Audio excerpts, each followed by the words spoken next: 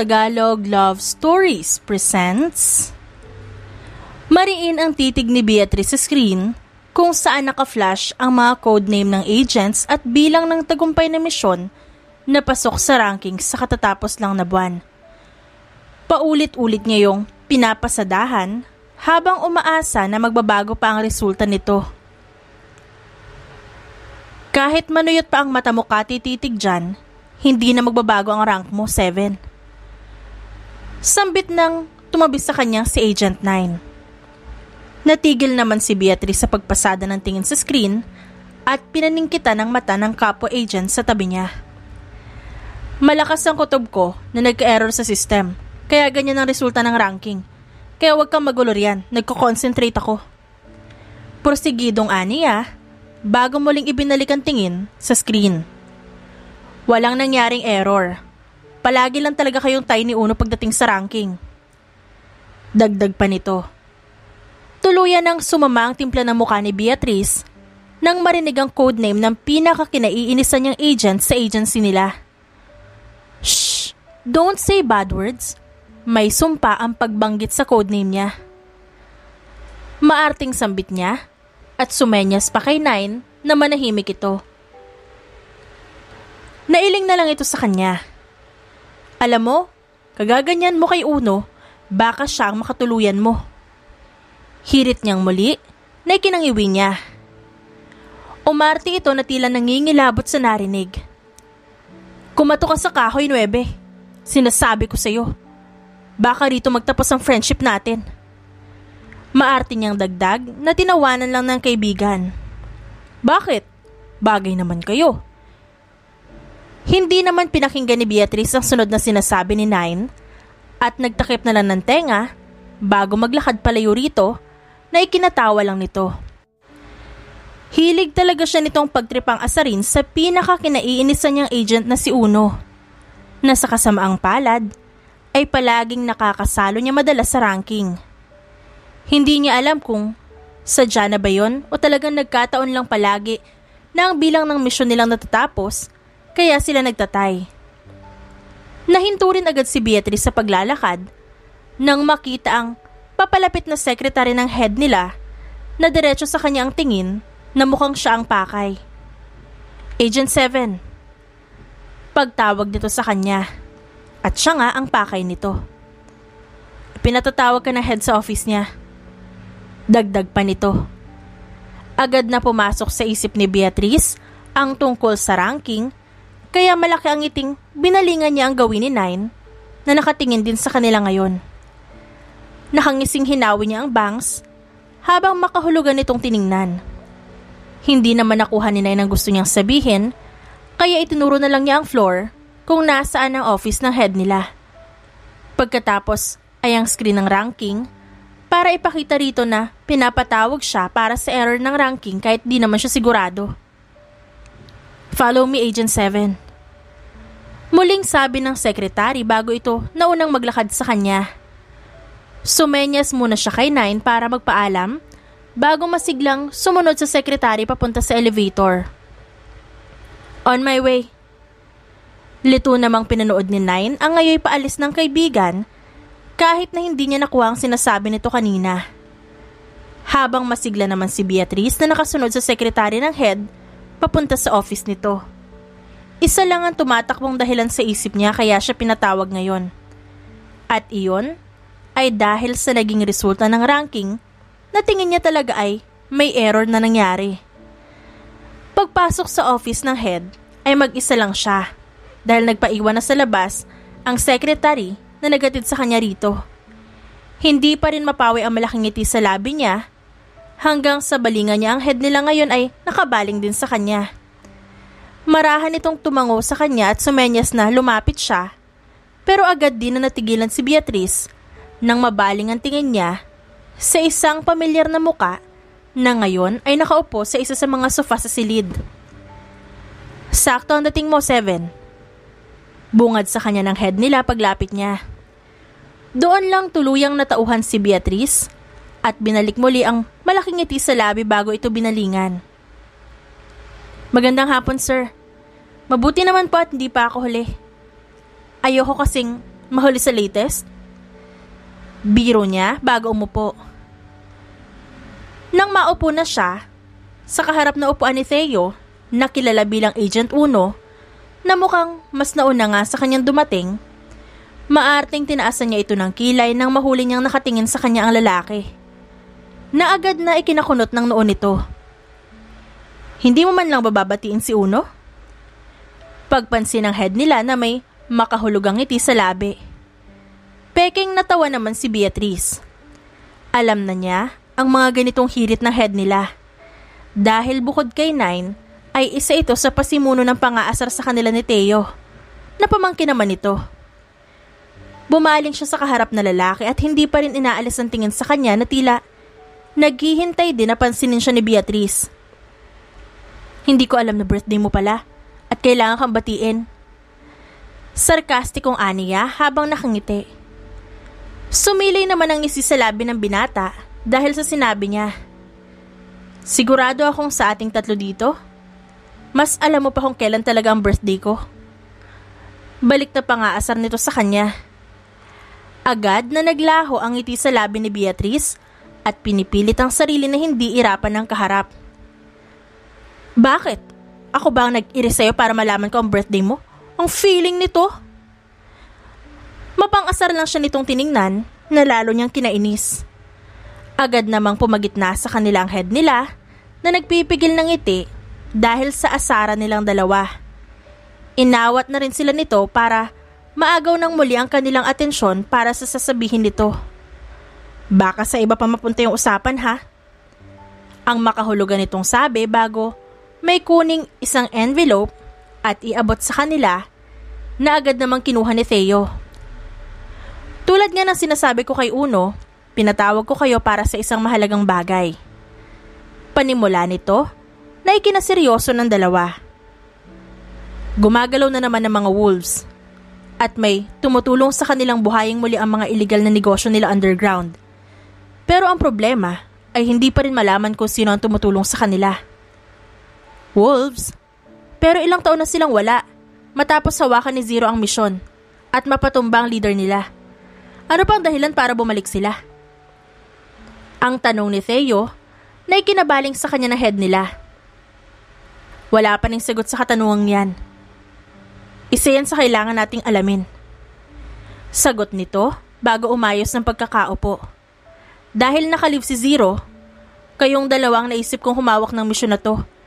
Bilang kayo ang pangalawa sa ranking ng agency. Sir? Tila hindi inaasahan ni Beatrice ang huling sinabi nito. Misyon? Ang akala ko kaya nyo kami pinatawag ay dahil sa kailangan lang namin alamin kung sino ang tumutulong sa wolves at patumbahin ang kasalukuyang leader nila, tama ba? Si Theo na pinuto lang sasabihin ni Beatrice. Napaawang naman ang bibig niya habang hindi makapaniwalang nakatingin sa lalaki dahil mukhang papayag ito sa binibigay na misyon sa kanila. Tumango ang leader sa pamangkin. Nasa loob na envelope na yun ang ilang impormasyon para sa misyong to. Pagtukoy nito sa envelope na nasa kamay ni Theo. Aasahan ko na magiging maayos ang misyon na to. Kayo lang mapagkakatiwalaan ko para humawak dito. Dagdag pa nito na pareho silang tiningnan. Nanatiling nakatanga si Beatrice na pinoproseso pa ang mga narinig. Makakaasa kayong gagawin namin ng lahat para malaman kung sino nasa likod ng muling pagkilos ng wolves. Tumayo na si Theo mula sa pagkakaupo niya. Nakangiting tumango lang sa kanila ang head bago ito sumenya sa maaari na silang lumabas ng silid. Nauna namang lumabas si Theo, dala-dala ang envelope na ibinigay sa kanila na isa-isa na niyang pinapasadahan ng tingnan. Kasunod niya ay ang malalaking hakbang ni Beatrice na pilit siyang hinahabol na hindi na mapigilan ang nararamdaman na inis. At sinong nagsabing payag ako sa misyon na to, Aber? Ang tanong niya habang hinahabol ng lakad ang nauunang si Theo. Papayag ka rin naman. Ang tipid lang nitong sagot sa kanya na hindi siya binabalingan. Kahit na, bakit ka pumayag agad na hindi man lang ako tinatanong? Haler, may say pa rin naman ako dahil tayong dalawa dyan. Dalawa! Mariin na reklamo niya. At saka, Hindi ka man lang ba nagtanong tungkol sa ranking? Baka may error na nangyari.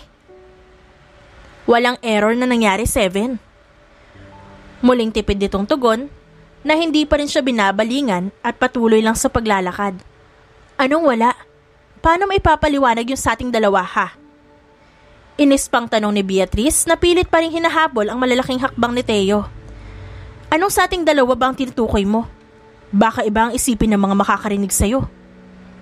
Kalmado, ngunit mapang-asar na sambit nito. Nanlaki ang mga mata ni Beatrice dahil sa narinig, bago mapabaling sa mga nakakasalubong nilang napapalingon din sa kanilang dalawa. Lalong namuo ang inis niya kay Teo. Ano pa ba? Tungkol sa ranking lang naman ang pinag-uusapan natin. Inis niyang bulalas. Hindi na siya tinugon ni Teo pero alam niyang may nakakaloko itong ngiti ngayon sa labi. Dahil nakahirit na naman ito ng pang-aasar sa kanya. Sa labis na inis ay malalaki ang hakbang na pinangunahan niya ito. Bago harangan ng daan, kaya napahinto ito. Teka nga, tumigil ka muna sa paglalakad. Madaling-madali. Pagod na akong habulin ka, ha? Sinabi ko bang habulin mo ko? Kunot noong tanong nito, nang sa wakas ay bumaling na rin ito sa kanya. Hindi makapaniwalang tiningnan niya ito at namewang. Teka, hihinga muna ako. Sabi niya, bago huminga ng malalim para bumuelo. Hoy, Uno, para lang malaman mo, hindi kita hahabulin kung hindi ka lang basta-basta umalis pagkatapos magdesisyon sa misyon na parang sa ating dalawa, di ba? Nag-cross naman ang braso niya. Si Teo ay bahagyang yumuko at inilapit ang muka sa inis na si Beatrice. Inilayo naman ito agad ang muka dahil sa lapit ng distansya nilang dalawa. Tinanggap ko ang misyon dahil wala naman tayong pagpipilian. Alam mong hindi ito ang misyon kung saan pwede tayong tumanggi, Bea. Pagpapaalala sa kanya nito. Pinaningkitan niya naman ito ng mata nang tawagin siya nito sa palayaw niya, imbis na sa codename niyang Seven. Alam ko naman yun, Uno. Mariin niyang sambit, lalo na sa pagbanggit sa codename nito. Pero wala kang karapatang magdesisyon para sa akin. At mas lalong wala kang karapatang tawagin ako sa palayaw ko. Feeling close ka naman dyan. Dagdag niya na inilapit ang mukha kay Teo na ngayon ay siyang bahagyang napaatras bago sumilay ang isang mapang-asar ng ngiti sa labi. Bakit? Muling nilapit ni Teo ang mukha niya kay Beatrice na hindi rin nagpatalo. May naaalala ka ba kapag tinatawag kitang Bea? Makahulugan itong sabi bago saglit na sumulyap sa labi ng dalaga na agad na ikinalaki ng mata niya. Abat talagang... Hindi na natuloy ni Beatrice ang sasabihin nang tumama sa mukha niya ang brown na envelope na hawak ni Teo. Inis na kinuha niya ito bago masamang tiningnan ng lalaking malaki pa rin ang ngisi sa kanya na ngayon ay umayos na sa pagkakatayo. Aralin mo na lang ang misyon, puro ka reklamo. Ang sabi nito bago siya tinalikuran. Hindi na niya ito hinabol pero inis niya itong inambahan kahit na hindi naman niya ito maabot. May mairereklamo naman kasi ako. Inis na pahabol pa niya pero hindi na siya nilingon pa nito. Pisi talaga, madapa ka sanang... Hindi na niya na ituloy ang sasabihin at natawa na lang nang makita niyang matalisod si Teo na agad din namang nagpatuloy sa paglalakad na parang walang nangyari. Mabilis talaga ang karma. Naiiling na sambit niya bago binalingan ang hawak na envelope na agad niyang ikinabusangot. Mukhang hindi na naman ako makakapag-shopping ng ilang linggo. Sa huli, wala ring nagawa si Beatrice at bigo na lang siyang bumalik sa desk niya na dala-dala pa rin ang envelope na binigay sa kanya ng binata. Naabutan naman niya si Agent 9 sa desk nito na agad na pabaling sa kanya pagdating niya. Ano bang sinabi ng head sa'yo at parang pinagsakluban kayata ng langit at lupa riyan? Pagpansin sa kanya ni Nine, nang sumubsob siya sa desk na tila nawala ng lakas ang katawang lupa. Makakasama ko si Uno sa isang misyon. Walang ganang sagot niya. What? Bulalas ni Nine. Napabango naman agad si Beatrice dahil sa naging reaksyon ng kaibigan para balingan nito. Right, ganyan din ang reaksyon ko kanina. Like, what the H? Bakit siya pa? Sa dinami-rami ng agent sa lalaking yun pa talaga. May galit na siguro sa akin ng mundo. At hindi sumasang-ayon sa akin maging ang tadhana. Exaggerated na sambit niya bago muling sumubsob sa lamesa niya habang tila ay iiyak na. Napangiwi na lang sa tabi niya si Nine at tinapik-tapik ang kanyang likod dahil hindi rin ito alam ang sasabihin sa kanya. Gayong bakas na bakas sa mukha niya ang pagka-stress. Sabay naman silang napabaling sa nakalapag na cellphone ni Beatrice nang magring ito na agad naman niyang kinuha para tingnan. Speaking of the devil, iritang sambit niya nang makita ang pangalan ni Theo sa screen. Pinatay niya ang tawag, pero agad ding sinagot ito pagkababa niya. Baka naman kasi may mahalagang sasabihin tungkol sa Mission 7. Paninig ni Nine na may makahulugan na mangiti kay Beatrice. Kunot noon naman siyang binalingan ni Beatrice. Alam ko yung ngiti mong ganyan, Weve. Magtigil-tigil ka dyan. Ang sabi niya sa kaibigan na ngayon ay patay mali siyang nag-iwas ng tingin bago bumalik muli sa desk niya. Muli namang humarap sa cellphone niya si Beatrice at ilang saglit na tinitigan muna ang pangalan ni Theo sa screen bago tuluyang sagutin ang tawag dito. Siguraduhin mo lang na mahalaga yung sasabihin mo, Uno, dahil kung hindi, malilintikan ka talaga sa akin. Pagbabanta niya pagkasagot ng tawag. Kasasagot mo pala ng tawag, nagbabanta ka agad? Sambit ni Theo sa kabilang linya. Ipapaalala ko lang na may ilang linggo lang tayo para sa misyon na to 7. Kukontakin na lang kita kung saan tayo magkikita para sa magiging plano. Tumawag ka pa talaga para sabihin yan? Pwede mo naman i-text? Gusto ko lang makitang lalong masira ang araw mo. Kanina pa kasi hindi maipinte ang mukha mo. Katulad niyan, umiirap ka na naman sa kawalan. Mapang-asar na sambit nito sa kabilang linya. Napaawang naman ang labi ni Beatrice. Bago masamang tingin, na bumaling sa taas kung nasaan siya. Agad namang namataan si Theo na nakadungaw mula roon. At nakangisi sa gawin niya. Sira ulo talaga. Alam mo, kung sports lang siguro ang pangiinis, nag-champion ka na. Inis niyang pinatayan nito ng tawag bago itas ang kanang kamay para mag-bad finger dito. Mula sa itaas ay bahagyang natawa lang si Theo dahil sa naging reaksyon ni Beatrice. Na mukhang handang-handa na siyang durugin kung malapit lang siya. Habang sa ibaba naman ay paulit-ulit nang sinusumpa ni Beatrice si Theo sa isip niya. Hindi na niya alam ang mangyayari sa kanila sa misyon, gayong ganito sila sa isa't isa ngayon pa lang. Sa huli, wala ring nagawa si Beatrice kundi aralin ang misyon na ibinigay sa kanila kahit na hindi niya alam kung magkakasundo ba sila ni Theo. Gayong, ganun na lang katindi ang inis nila sa isa't isa. Ipinatawag pa silang muli sa head office ilang araw pagkatapos ibigay sa kanila ang misyon para sa mga panibagong impormasyon na nakuha ng agency sa source nila. Patungkol lang naging usapan nila sa nalalapit na transaksyon ng Wolf sa isa pang kilalang gang na gumagawa rin ng illegal na negosyo underground. Kasama sa impormasyon na ibinigay sa kanila, ang lugar kung saan makikipagkita rin ang gang ng Wolf sa pinaghihinalaan nilang taong tumutulong sa grupo. Ayan ang pinapakuha mo, mahal na hari na feeling baldado at hindi makuha yung papeles na yan ng sarili niya. Sarkastikong sambit ni Beatrice nang ilapag ang isang envelope na mula sa main office ng agency. Hinarap naman siya na nakaupong si Theo na ngayon ay mukhang may kausap sa telepono. Excuse me sir, andito na rin kasi si Agent 7 pero mukhang nagrereklamo yata sa utos niyo.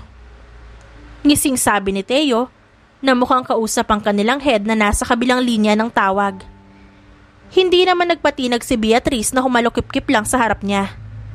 Kung gagamitin mo yan para makalusot at utusan ulit ako, pwes hindi mo ako mauuto, Uno. Yang pagmumukha mo pa lang na yan, hindi nakapanipaniwala, no? Mataray na aniya.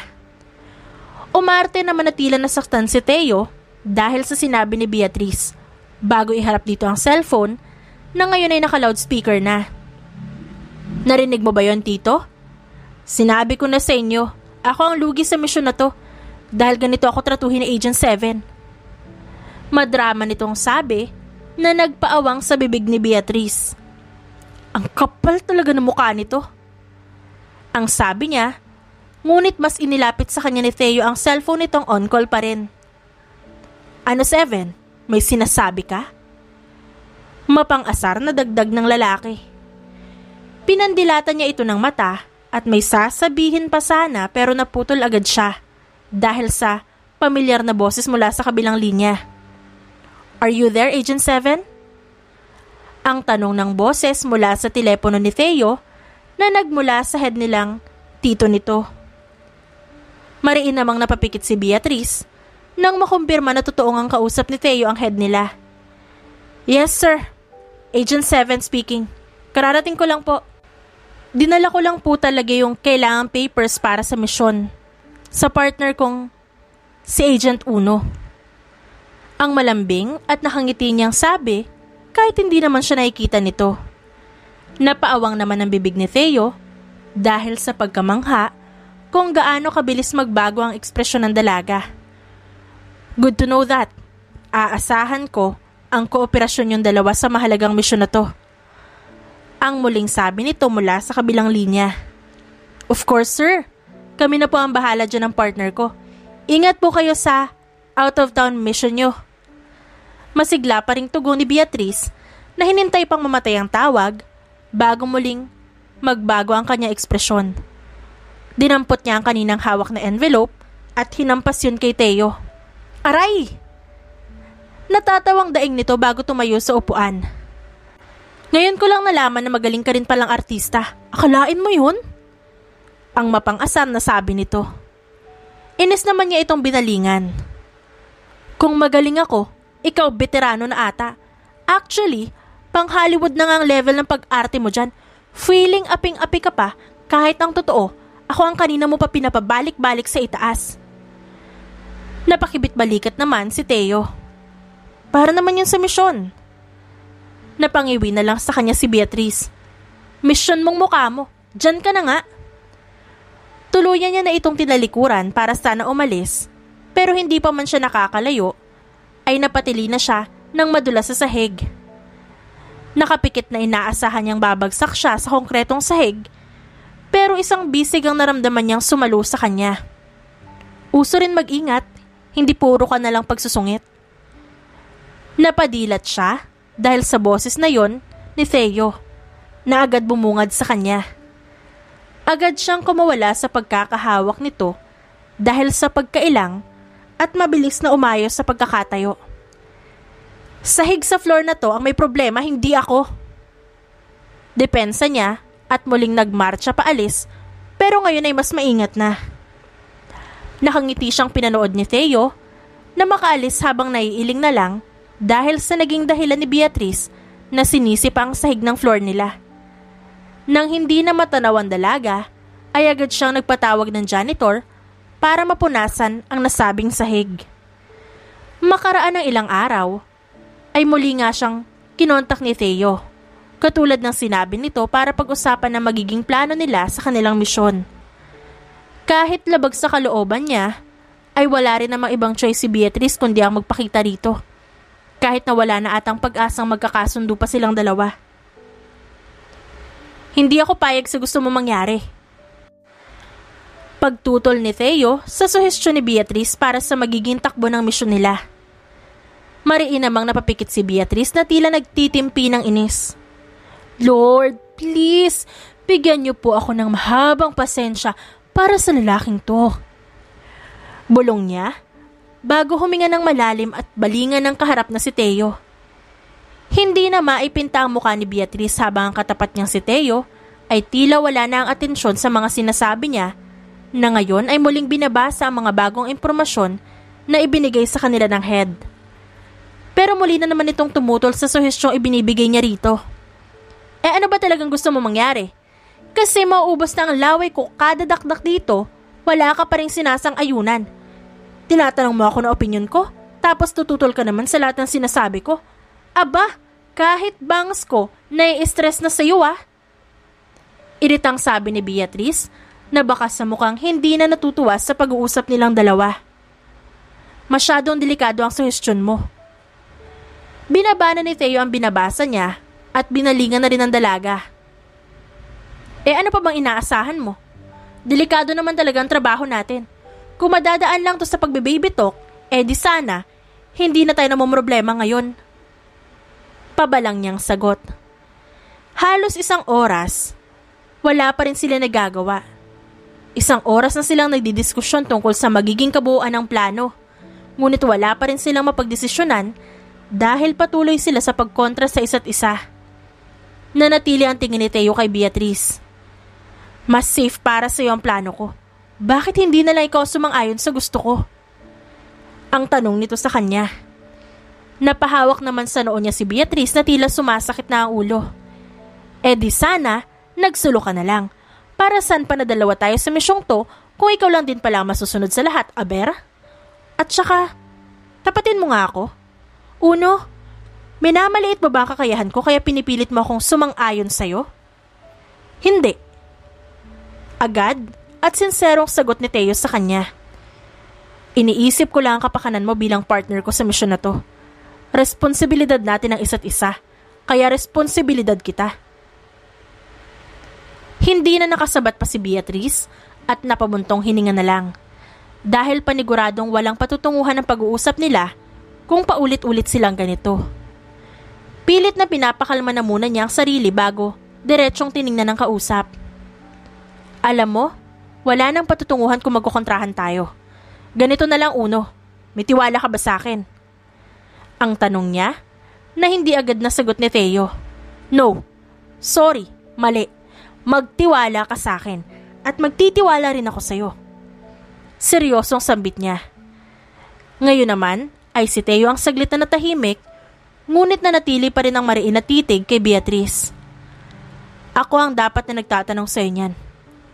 Kaya mo ba akong pagkatiwalaan? Marahan na tumango sa kanya si Beatrice bilang tugon. Kung para sa misyon, may choice pa ba ako? Sagot na lang niya. Sumilay naman ang isang ngiti sa labi ni Theo na hindi pa rin inaalis sa kanyang tingin bago umayos ng upo. Ako rin. Kung ganon, pakinggan ulit natin ang suhestyon ng bawat isa nang hindi tumututol para matapos na tayo. Pero kung gusto mo pang tumagal dito kasama ako, ayos lang sa akin. Ang mapagbirong litanya nito na mukhang nasa mood na ulit na asarin siya. Peke namang umiti sa kanya si Beatrice. No thanks, baka ito pa maging cause of death ko.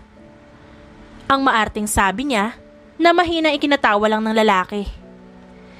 Hindi rin naman nagtagal ang pag-uusap nilang yun ni Theo at nakabuo na rin sila ng plano na sa wakas ay pareho na nilang pinagsang-ayunan.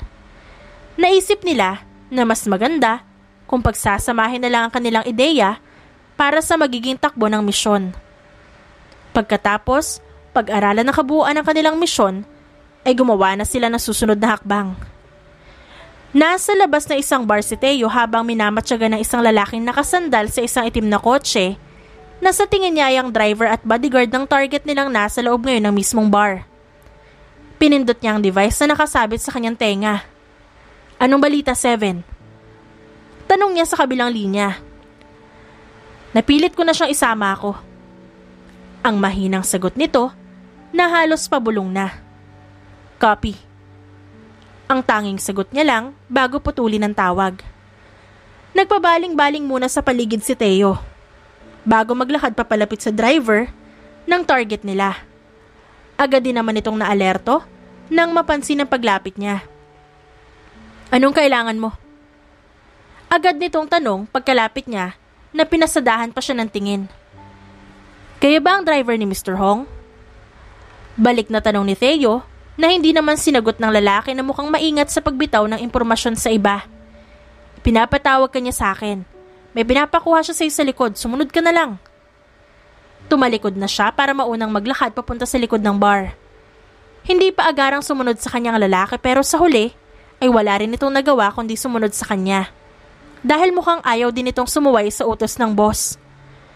Madilim at makipot ang daan papunta sa likod ng bar at walang masyadong tao rito. Pinakikiramdaman ni Teo ang lalaking nakasunod sa kanya na mukhang ganun din ang ginagawa sa kanya. Bakit hindi na lang tayo sa harap dumaan? Mapanuring tanong ng driver. Ito ang sabi ni Mr. Hong. Sumusunod lang din ako sa utos. Maingat niyang sagot. Hindi naman na muling nagsalita ang lalaki hanggang sa makarating sila sa likod ng bar kung nasa ng back door, papasok sa loob. Huminto si Teo at binalingan ng kasamang lalaki. Pumasok na lang ho kayo sa loob.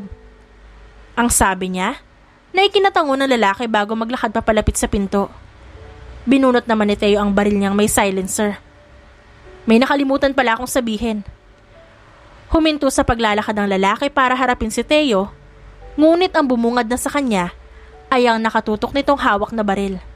Agad itong naalarma at bubunot na rin sana para dumipensa, pero bago pa man siya makabunot ng baril, ay nakalabit na ni Teo ang gatilyo ng baril niya dahilan ng pagbagsak ng driver sa sahig. Muli niyang pinindot ang device sa tenga niya para kumonekta kay Beatrice. Kontrolado ko na rito sa labas. Hihintayin ko na lang kayo sa kotse. Pagpapaalam niya bago muling putulin ang linya. Sa loob naman ng bar kung nasan si Beatrice na nagpapanggap bilang isa sa mga babaeng nagtatrabaho rito, ay kasama na niya ang target nilang si Mr. Hong, na napilit na rin niyang isama siya sa negosasyon nito sa mga wolves ngayong gabi. Oops, no touch muna, di ba? Ang malambing na sabi ni Beatrice nang hulihin ang kamay ni Mr. Hong na sinubukang hawakan ang hita niya. Huwag kang mag-alala. Sa'yo naman ako pagkarating natin sa hotel, kaya huwag tayong magmadali. Napangisi naman ito sa kanya. Sumusubok lang baka makalusot. Pero ganyan ang gusto ko, yung may thrill. Ang sabi nito, sabay kindat sa kanya. Peking tumawa naman si Beatrice at hinampas ito sa braso. Kahit sa loob-loob niya, ay gusto niya na itong sapakin sa muka. Mabuti na lang at nauto niya ito na hindi siya hawakan hanggat hindi pa sila nakakarating sa hotel room na ipinangako nito na hindi naman mangyayari. Lumapit si Beatrice kay Mr. Hong para bumulong dito. Bakit pa kasi hindi tayo umalis para alam mo na, masimulan na natin? Ang makahulugang sabi niya, sabay hagik-gik na lalong ikinalawak ng ngisi ng lalaki. Bumaling naman ito sa rilong suot. Sa bagay, oras na rin naman na. Bumaling na ito sa mga kasama niya pang lalaki sa loob bago sumenyas na aalis na sila ng bar. Palihim na napangiti naman sa sarili niya si Beatrice dahil umaayon ng lahat sa plano niya. Naunang tumayo si Mr. Hong pati ang mga lalaking kasama nito na saglit pang may pinag-usapan. Ginawa naman iyong oportunidad ni Beatrice para magbigay ng signal kay Teo na nasa labas ng bar. Palabas na kami. Ang pabulong at mabilis niyang sabi pagkatapos pindutin ang suot na device sa tenga. Tumayo na rin siya ng balingan niya si Mr. Hong. Nauna silang lumabas kasunod ang iba pang lalaki na miyembro ng gang nito. Nakasama niya rin sa pagpunta sa hotel kung saan magaganap ang negosasyon ng grupo sa Wolves. Pagkalabas, ay agad na namataan ni Beatrice ang nakatayong si Teo na ngayon ay suot na ang kaninang suot ng tunay na driver ni Mr. Hong. Nagkatinginan silang dalawa bago mahinang tumango sa isa't isa. Sigurado ka bang ayos lang na sumama ako sa meeting nyo? Ang tanong ni Beatrice kay Mr. Hong na medyo nag-aalangan. Oo naman, saglit lang naman yun kaya walang problema. Paninigurado nito bago mapabaling sa telepono ng may tumawag. Papunta na ako, nandiyan na ba si Z? Yung kasunduan natin ex, hindi ako tutuloy kung wala si Z. Mula sa salamin ay nagkatinginan si Teo at Beatrice. Base sa naririnig nila ngayon ay ang kausap ni Mr. Hong ay si X, na leader ng Wolves pero bago ang codename na Z para sa kanila. At mukhang ito ang ginagamit ng pinaka-boss ng grupo. Kung ganon, ay ang tumutulong sa kanila ay may codename na Ziggy. Sa buong biyahe ay magkausap si Mr. Hong at X sa telepono habang tahimik lang na nakikinig ang dalawa sa usapan upang makakuha ng impormasyon. Tama nga ang hinala nila na nasa lugar ng transaksyon ng taong tumutulong sa Wolves at mukhang ito nga ang tinatawag nilang Z. I'm sorry honey, mukhang hindi kita maisasama sa meeting ko. Mauna ka na lang sa kwarto. Hindi rin naman ako magtatagal. Ang sabi ni Mr. Hong kay Beatrice nang huminto ang sasakyan nila sa isang tapat ng 5-star hotel. Umarte naman na tila na dismaya si Beatrice. Ganun pa. Ayos lang naman. Hihintayin na lang kita sa loob. Huwag kang magtagal ha. Ang malambing pa rin niyang sambit dito. Bago lumabas ng sasakyan, ay makahulugan munang tumingin si Beatrice sa salamin kung saan nakatingin din si Theo. Plan B. Mukhang maingat ang bagong boss ng Wolves. Balitaan mo na lang ako kung ano mangyayari sa transaksyon. Ang sabi ni Beatrice sa device na nakakonekta kay Theo pagkapasok niya sa loob ng hotel room. Copy. Mag-ingat ka. Mukhang hindi basta-basta ang boss nila. Mahinang sagot ng binata sa kabilang linya. Napangiti naman si Beatrice bago sumakay na elevator. Siyang dapat mag-ingat sa akin. Ang sabi niya na lang bago putulin ang tawag. Bago magsara ang pinto ng elevator, ay may pumasok pang isang lalaki na agad namang namukaan ni Beatrice. Si X yun. Bulalas niya sa kanyang isipan. Paakyat na ako. Paano si Mr. Hong? Kailan na ba natin ipapatrabaho? Pagkausap nito sa katawagan ngayon sa cellphone. Nanatili namang patay mali siya si Beatrice sa tabi nito habang tahimik na nakikinig sa usapan nila. Napapansin niya ang panakanakang pagsulyap nito sa kanya pero hindi niya ito nililingon. Sige, ako nang bahala. Tatawag muna ako sa ibaba. Sakto namang natapos ang usapan ni X at ng kung sino sa telepono ay bumukas ang pinto ng elevator sa floor kung saan patungo si Beatrice. Diretso naman siyang lumabas na hindi lumilingon sa loob. Nang makasiguro na sumara na ang pinto ay pinindot muli ni Beatrice ang device sa tenga niya para kumonekta kay Theo. 7 speaking. Tama ang hinala natin. Hindi nga basta-basta ang tumutulong sa kanila. Mukhang matalino ang isang to. Pero syempre, mas matalino pa rin ako. Bakit? May nalaman ka ba? Tanong ni Theo mula sa kabilang linya na binaliwala na ang huling sinabi niya. Malawak naman ang ngisi ni Beatrice bago maglakad papalapit sa kwarto na naka-reserve sa kanila ni Mr. Hong. Bumaling siya sa mga CCTV na nakaharap sa lugar. May tiwala ka sa akin, di ba? Ang tanong niya kay Theo sa kabilang linya. Hindi agad dito nakasagot. Hindi ko gusto ang tono mo, 7. Ang dudang sagot nito. Sinabi ko na sa'yo na huwag kang gagawa ng gulo. Hindi naman ako gagawa ng gulo, no? Pero hindi ko rin may papangako. Basta, mind your own business. Ang akala ko ba may tiwala ka sa akin? May tiwala ako sa'yo pero... Hindi na natapos si Theo ang sasabihin niya dahil agad na sumabat si Beatrice. Ganun naman pala. Pues, magtiwala ka na lang. I got this. Ang sambit niya bago putulin muli ang linya ng tawag. Isang ngisi ang sumilay sa labi ni Beatrice bago kunin mula sa ilalim ng dress ang suot na isang baril na may silencer. Walang tingin niyang pinaputukan ng mga CCTV na nakatutok sa gawin niya, ganon din ang ginawa niya sa iba. Pagkatapos, ay muli siyang sumakay sa elevator, pero ngayon ay muli siyang bumalik sa ground floor ng hotel at mukhang may naiisip na namang plano. Sa kabilang banda naman, ay napamura na lang sa isip niya si Theo nang maputol na ang linya ng tawag nila ni Beatrice. May ideya na siya na mangyayari ito, kaya paulit-ulit niyang pinapaalalahanan ng dalaga na huwag gumawa ng kahit anong gulo na labas sa plano. Pero talagang matigas ang ulo ng partner niya. Mali ata na naghiwalay kaming dalawa. Mahinang sambit niya sa sarili.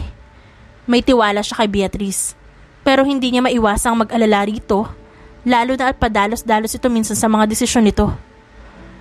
Muling naagaw ang atensyon ni Theo nang maghintuan ng mga sasakyan sa unahan niya. Nasa underground sila ngayon ng hotel na sa tingin nila ay pagmamay-ari ng taong tumutulong sa grupo ng Wolves.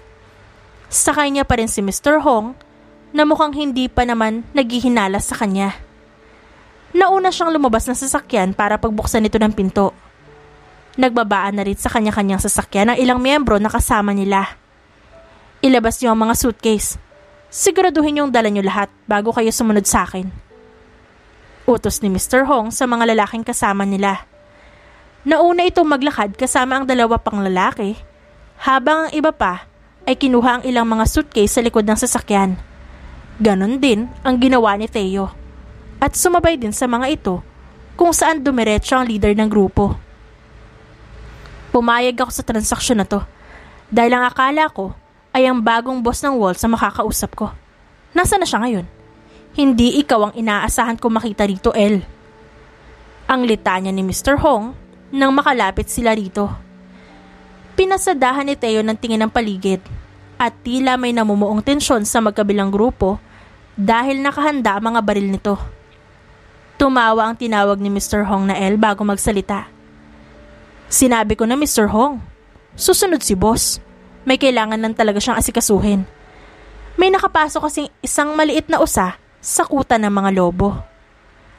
Makahulugan itong sabi bago lumapit sa isang lamesang puno ng iba't ibang armas. Pero huwag ka mag-alala. Andito naman lahat ng item na hinihingi mo. Pwede mo munang tingnan habang naghihintay. Sumunod naman sa kanya si Mr. Hong na ngayon ay nakakunot na ang noo. Ano ibig mong sabihin? May nakakaalam ba ng transaksyon na to? Curious na tanong niya kay El. Dumampot si El ng isang baril at nakangiting sinuri iyon bago nagkibit balikat bilang sagot. Nakasunod naman ang tingin sa kanya ni Theo na hindi maganda ang kutob sa pinag-uusapan ng dalawa. Parang gano'n na nga, pero huwag ka mag-alala. Hindi na basta-basta ang boss namin ngayon. Hindi na ulit namin hahayaang bumagsak pa kami. Paninigurado nito na ikinangisi rin ang kausap niyang si Mr. Hong. Habang lumalakas lang lalo ang kutob ni Theo sa mga nangyayari lalo na sa huli niyang narinig na sinabi ni El. Muling sumagi sa kanya ang naging pag-uusap nila kanina ni Beatrice bago maputol ang linya ng tawag. Muli siyang napamura sa isip niya. Ngayon niya lang napagtanto ang mga nangyayari na sa tingin niya ay mas naunang napagtanto ni Beatrice. Kailangan ko na makaalis dito. Mahinang bulong niya sa sarili bago muling pinasadahan ang lugar kung nasan sila. Nang makabuo ng plano sa isip, ay kinalkulan niya ang layo ni El at Mr. Hong. Bago niya isa-isang inasinta ang ilaw sa buong lugar na dahilan ng pagdilim lalo ng paligid. Naalerto lahat ng armadong lalaki. May iba tayong kasama. Hanapin niyo.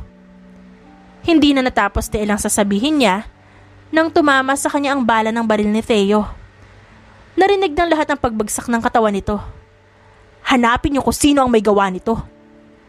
Sigaw ni Mr. Hong na dahilan kaya sunod-sunod na nagpaputok ang mga lalaki sa loob kahit na halos walang makita ang lahat. Agad namang umalis doon si Theo na malakas na ang kabog ng dibdib ngayon kahit napatay niya ang isa sa miyembro ng Wolf na tingin niya ay ang kanang kamay ng leader ng grupo.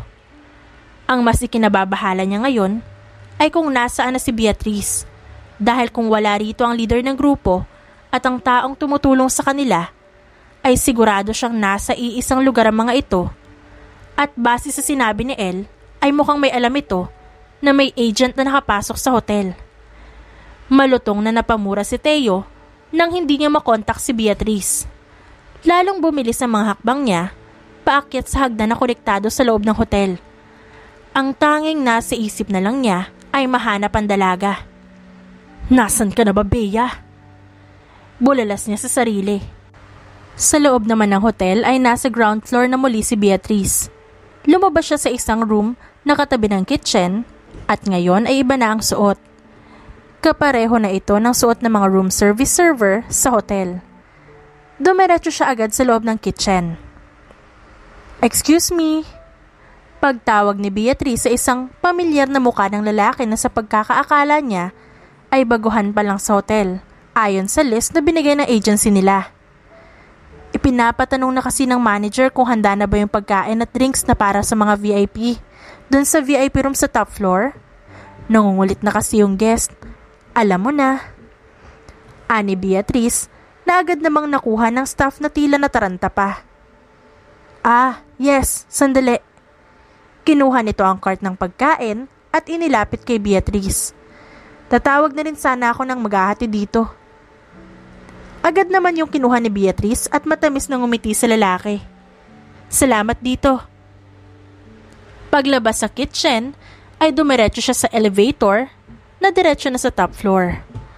Habang nasa loob ay inaayos na ni Beatrice ang 3 baril na dala na tinago niya sa magkabilang hita at tagiliran.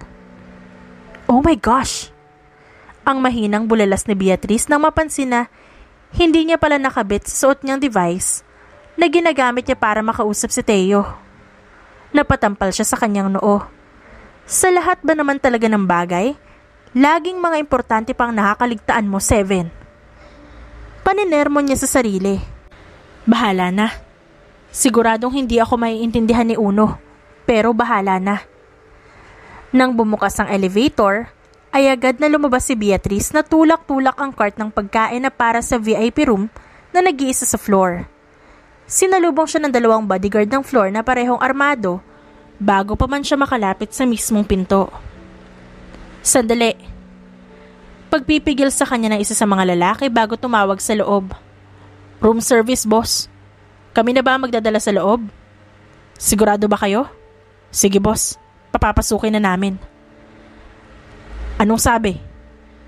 Tanong pa ng isang gwardya. Papasukin daw. Sagot nito bago bumaling kay Beatrice. Pumasok ka na sa loob. Bilisan mo lang. Palihim na napangiti si Beatrice sa sarili habang tulak-tulak ang cart ng pagkain na dala niya. Pagpasok sa loob, sinalubong siya ng kadiliman ng kwarto. Muling may sumalubong sa kanya isa pang lalaki at tinuro sa isang lamisita kung saan ilalapag ang mga pagkain. Sa magkaharap na sofa ay agad niyang namataan na magkausap na 2 lalaki at isa roon ay si X, ang leader ng Wolves. Anong balita sa ibaba? Ang tanong ng lalaki kay X. Tumawag ako kanina kay L. Siya na raw ang bahala kay Mr. Hong. Sagot naman ito. Palihim namang sinulya pa ni Beatrice ang kausap na X na lalaki. Tinatansya niya kung ito ba ang taong tumutulong sa grupo na tinatawag nilang Z. Mabuti kung ganon. Alam mong hindi magugustuhan ni Z kung may aberya sa plano. Ang sabi pa ng kausap nitong lalaki na ikinahinto ni Beatrice sa paglalapag ng pagkain sa lamesa. Anong ibig niyang sabihin? Hindi siya si Z? Tanong niya sa kanyang isipan. Katahimikan na bumalot sa kanila hanggang sa maramdaman ni Beatrice ang isang titig mula sa gilid niya, ngunit hindi niya yun nilingon at nagpatuloy lang sa paglalapag sa lamisita ng laman ng cart. Parang pamilyar ang mukha mo sa akin. Boses iyon ni X na mariin ngayon ang titig sa kanya. Alam niyang siya ang kausap nito. Sir, ganun po ba? Pero bago lang po ako dito. Ang marahan niyang sabi nang hindi ito nililingon. Hindi ito nagsalita at hinablot na lang bigla ang braso niya nang mahigpit na dahilan ng pagbaling niya kay X. Baka sa mukha nito na nakilala nga siya nito. Ikaw nga, ikaw ang babae sa elevator kanina. Sino ka at bakit ka nagpapanggap na staff ng hotel? Ang mariin itong tanong na lalong humigpit ang hawak sa braso niya. Wala po akong alam sa sinasabi niyo. Pilit niyang depensa habang binabawi ang braso niya sa pagkakahawak ni X. Anong ibig mo sabihin, X? At anong nangyayari? Tanong pa ng isang lalaki. Kahina-hinala ang babaeng to. Sagot niya bago bumaling sa isang bodyguard sa loob ng kwarto. Tawagin mo ang mga tao natin sa labas. Utos nito. Doon na alarma si Beatrice, kaya mula sa kabila niyang kamay ay binunot niya ang nakatagong baril sa tagiliran niya at pinaputukan ang lalaki bago pa man ito makalabas ng pinto. Napabitiw naman sa pagkakahawak sa kanya si X dahil sa pagkabigla sa ginawa niya. Walang kikilo sa inyong dalawa. Aniya, nang bumuelo silang dumukot din ng baril. Hindi ko inaasahan na mabubuko agad ako. Pero total ay nandito na rin tayo. Nasaan ang boss nyo? Nasaan si Z? Ang tanong niya sa dalawa na nagkatinginan pa. Wala kaming kilalang Z. Sagot ng isang lalaki na ikinataas ng kilay niya. Come on guys, ngayon talaga kayo magsisinungaling sa akin kung kailan narinig ko ang usapan nyo kanina? Mapaklang tanong ni Beatrice bago ikasang magkabilang baril na hawak. Nasaan si Z? Magbibilang ako ng 3 at yun lang ang palugit nyo para magsalita. 1, 2. Hindi na natuloy pa ni Beatrice ang pagbibilang nang maramdaman ang pagtutok ng baril mula sa likuran niya. Agad siyang napangisi. Looking for me? Isang boses ng babae na nagmumula sa likuran niya at sigurado na siya kung sino ito. Finally, lumabas ka rin. Si Beatrice na hindi natinag kahit nakarinig siya ng pagkasa ng baril mula sa likuran niya. Drop your gun before I blow your head off. Seryoso nitong pagbabanta sa kanya. Lalong lumawak ang ngisi niya sa labi. Oh, dapat na ba ako matakot? Look, I'm scared na. Or not. I'm sorry my dear, pero ayoko. Ang madramang tugon niya rito, na kinainis ng kausap niyang si Z. Naramdaman naman niya ang paglapit nito lalo sa kanya hanggang sa ang huso ng baril nito ay nasa mismong likod na ng ulo niya. Then die. Mariin itong sabi. Kasunod nito, ang malakas na pagkalabog ng pinto na marahas na binuksan mula sa labas bago nakarinig si Beatrice ng sigaw mula sa isang pamilyar na boses. Drop your gun! Sigaw ng pamilyar na boses. Napangiti si Beatrice. Nice timing, bud. Ang mapaglaro niyang sabi, saka papasok lang na si Theo. Mag-uusap tayo mamaya. Seryosong sambit nito na ikinangiwi naman niya. Pare-parehong nagpapakiramdaman silang 5 sa loob ng kwarto at walang balak na magpatinag at magbaba ng hawak na baril. Pumito si Beatrice bilang signal kay Theo para magpaputok na agad naman itong nakuha. Yuko! Sambit ni Theo. Agad na umupo si Beatrice at umikot para itutok ang baril kay Z na nasa likod niya. Hindi agad ito nakapag-react sa ginawa niya, kaya huli na nang itutok nito sa kanya ang baril na hawak dahil naunahan na niya itong magpaputok. Ang alingaw-ngaw ng palitan ng putok na lang ng baril ang marinig sa buong kwarto. Binalot ito ng tunog ng pagkasa, pagputok at paglaglag ng bala sa lapag. Sa huli, ay matagumpay na natapos ni Beatrice at Theo ang misyon nilang malaman ang tumutulong sa grupo ng Wolves at muli ay mapigilan ng grupo sa pagbabalik sa mga iligal nitong negosasyon. Pero pareho sila nakatamo ng gasgas ng bala, kahit na hindi naman ganun kalala. Pagkatapos ng misyon nila sa hotel, ay agad na umalis ng dalawa para masigurong walang baka silang naiwan. Sumakay na sa nakaparadang kotse ni Theo ang dalawa na wala ng kibuan pagkapasok sa loob. Hindi malaman ni Beatrice kung dahil ba pareho silang pagod kaya tahimik si Theo o galit ito dahil sa nangyari kanina. Ipapasa na lang namin ang kabuoang report ng misyon ngayong linggo. Si Beatrice nakausap ang tao mula sa agency. Copy. Dumiretso na rin kayo sa clinic na agency para sa mga natamo niyong sugat. Sabi nito mula sa kabilang linya. Namayaning muli ang nakakabinging katahimikan sa loob ng sasakyan pagkababa niya ng tawag. Nakaupo siya sa passenger seat habang si Theo naman ang nagmamaneho. Tahimik pa rin ito at hindi siya binabalingan habang siya ay mababali na ata ang leeg sa kababaling dito. Saglit siyang nagitla nang ihagis ni Theo ang suot nitong leather jacket sa kanya. Nakasando na lang kasi siya matapos niyang hubarin ang pang-itaas na kaninang uniform sa hotel para makalabas sila nang hindi pinaghihinalaan. Ano bang problema mo? Bulelas ni Beatrice nang hindi na makayanan ng katahimikan sa pagitan nila. At ang mabilis na pagpapatakbo ni Theo. Galit ka ba? O gusto mo lang talaga magpakamatay? Kasi kung oo, aba wag mo akong idamay ha? Mahal ko pa ang buhay ko. Hindi pa rin ito bumabaling sa kanya. Muntikan ka na rin namang mamatay kanina. Bakit ngayon ka pa natatakot? Ang pabalang lang nitong sagot. Napaawang naman ang bibig niya dahil sa naging tono nito. Ayun pa rin ba ang kinagagalit mo? Nagsorry na ako, di ba? Kaya ko naman kasi yun mag-isa. Kaya hindi ko na pinaalam sa'yo. At saka, naiwan ko nga yung device na meron ako para tawagan ka. Ano ba naman, Theo? Tapos na yung mission, no? Baka pwedeng pati ang paghihimutok mo matapos na rin. Ang mahalaga, buhay ako, alive and kicking. Muntik nang hindi. Ang tanging sabat lang nito sa kanya. Nasapo na lang niya ang noo bago makahulugang binalingan muli ang kasama. Okay. I get it. Na-appreciate ko naman na super duper nag-alala ka para sa akin kanina. Pero tapos na yung misyon kaya wag ka na magalit. Ang mapanukso nitong sambit. Saktong huminto naman ang sasakyan nang malagay sila sa traffic kaya nabaling sa kanya ang atensyon ni Theo. Hindi ako nag-aalala. Sinabi ko na noong una, responsibilidad kita. At yun lang yun, Beatrice. At isa pa, hindi ako galit.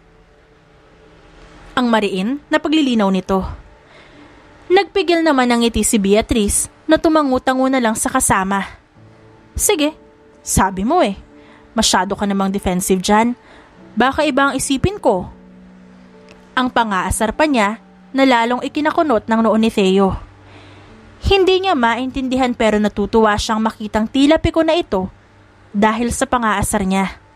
Bibihira lang kasi siyang makaganti sa pangaasar dito. Shut up, Beatrice, or else. Ang seryosong sabi nito na tinitigan na siya ng masama. Nakipaglabanan din siya ng titig dito. Habang may mapang-asar pa rin ang ngiti sa labi. Or else what? May pa, or else ka pang nalalaman dyan. Akala mo talaga? Aminin mo na kasi na nag-alala ka ng bonggang-bongga sa akin, kaya ka nagkakaganyan. Ang sabi niya pa, na nilapit pa ang mukha rito para lalo itong maasar. Nilapit rin ito ang mukha sa kanya. Kung di ka tatahimik, I will make you stop with my lips. Diretso nitong sabi, na parehas nilang ikinahinto. Hindi agad nakapag-react si Beatrice at napaawang na lang ang bibig dahil sa narinig.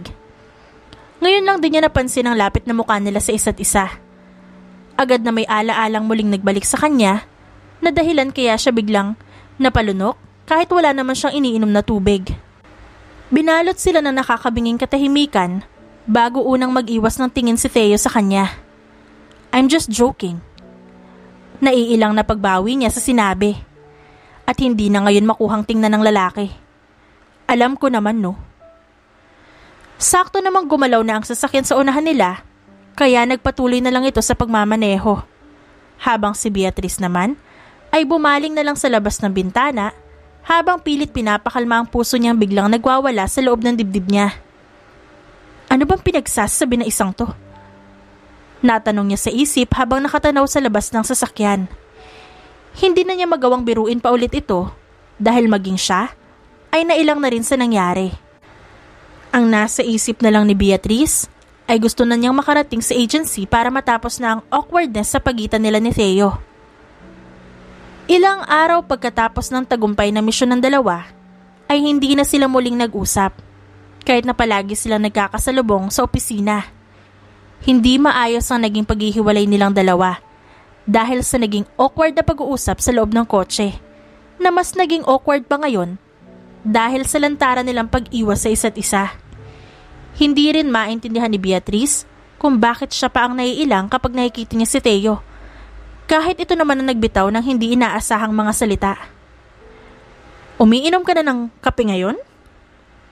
Bungad na tanong ni Nine nang lumapit ito sa table niya at mapansin ang kapeng hawak niya. Saglit naman niya itong binalingan bago ilapag ang cup ng kape sa table. Ano na naman yan, 9? Wala akong bagong chika ngayon, kaya wag kang ano dyan. Ani Beatrice na iniiwasang sagutin ang tanong nito. Ang totoo niyan ay nagulat na lang din siya na may kape na sa table niya kanina. At ang tanging kasama lang nito ay isang sticky note na may nakasulat na T1. Ako merong dala.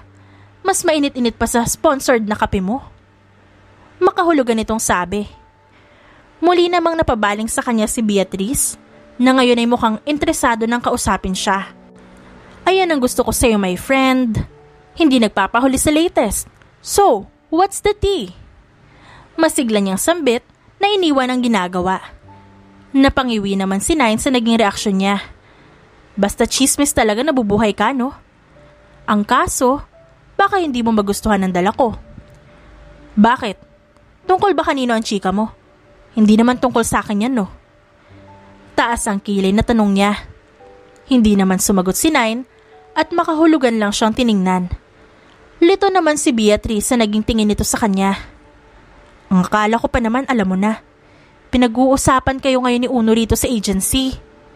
Sa wakas ay sambit nito. Napamaang naman si Beatrice. Kami? Ni Uno? At bakit naman kami biglang pag-uusapan, aber? Kayo ba naman mag-away araw-araw sa hallway tapos biglang mag-iwasan pagkatapos ng misyon nyo? Sinong hindi magtataka?